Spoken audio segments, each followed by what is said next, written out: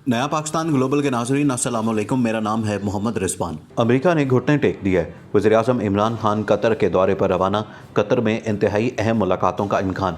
तालिबान से मुज़ाकरात में अहम पेशरफ्त। अमेरिका अपने फ़ौजियों को निकालने के लिए सरगर्म। भारत का किरदार ना होने के बराबर। खित्ते की बड़ी ताकतों की बड़ी बैठक कतर के शहर दोहा में होने लगी है। रूस, ईरान, चीन और सऊदी अरबी मैदान में आ गए।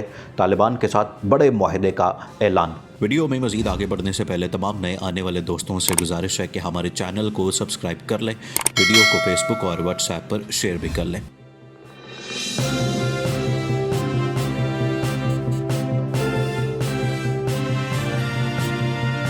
वज़ीर-ए-आज़म इमरान खान एक रोज़ा दौरे पर कतर रवाना हो गए हैं। मुआविन ख़ुसूसी जुल्फ़ी बुखारी और नदीम बाबर भी वज़ीर-ए-आज़म के हमरा हैं।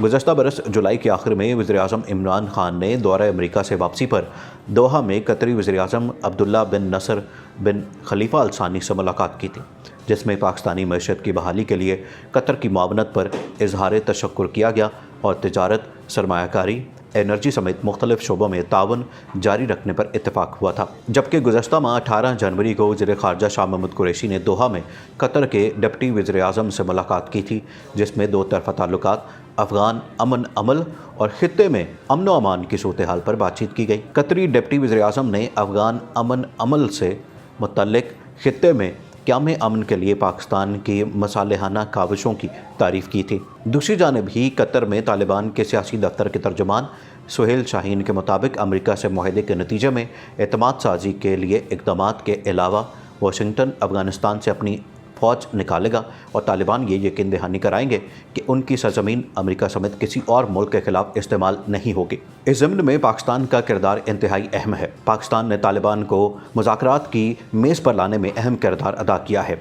सुहेल शाहीन का मज़ीद कहना था कि एक हफ़्ते तक तशद्दुद के वाक़यात में कमी का मकसद ऐसा माहौल कायम करना था जिसके बाद मुआहदे पर दस्तखत हो सके। 22 फरवरी से पुरतशद्दुद वाक़यात रोकने का मंसूबा शुरू हो चुका है, जिस पर अमल दरामद किया जा रहा है। उन्होंने मज़ीद कहा कि अमन मुआहदे पर दस्तखत के बाद दोनों जानिब से एतमाद साजी के लिए इक़दामात उठाए जाएंगे। उनका कहना था कि 29 फरवरी को मुआहदे पर दस्तखत के बाद दोनों जानिब से कैदियों की रिहाई के लिए इक़दामात उठाए जाएंगे। अमेरिका हमारे कैदियों को रिहा करेगा और तालिबान की तहवील में जो लोग हैं उन्हें भी रिहा कर दिया जाएगा। इस मुआहदे पर दस्तखत के बाद अमेरिका अफ़गानिस्तान से अपनी फ़ौजों को बतदरीज निकालेगा।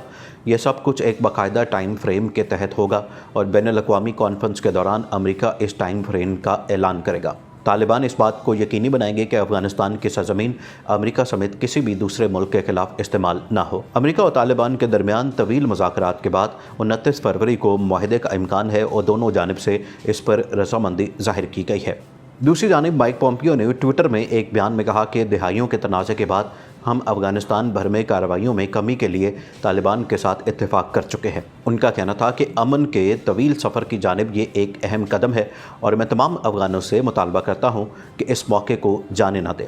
ख्याल रहे कि अफ़गानिस्तान में 2 दहाइयों से जारी जंग के ख़ात्मे के लिए अमेरिका और तालिबान के दरमियान गुज़श्ता एक बरस से मुज़ाकरात जारी हैं, जिनके दरमियान तात्तुल था, लेकिन मुज़ाकरात दोबारा शुरू हुए और एक हफ़्ते से अब जंग बंदी जारी है और इस जंग बंदी की कामयाबी की सूरत में मुआहदे को हतमी शक्ल देने का ऐलान किया गया है। आखिर में तमाम दोस्तों से एक मरतबा फिर गुजारिश है कि हमारे चैनल को सब्सक्राइब कर लें, वीडियो को फेसबुक और व्हाट्सएप पर शेयर भी करते हैं।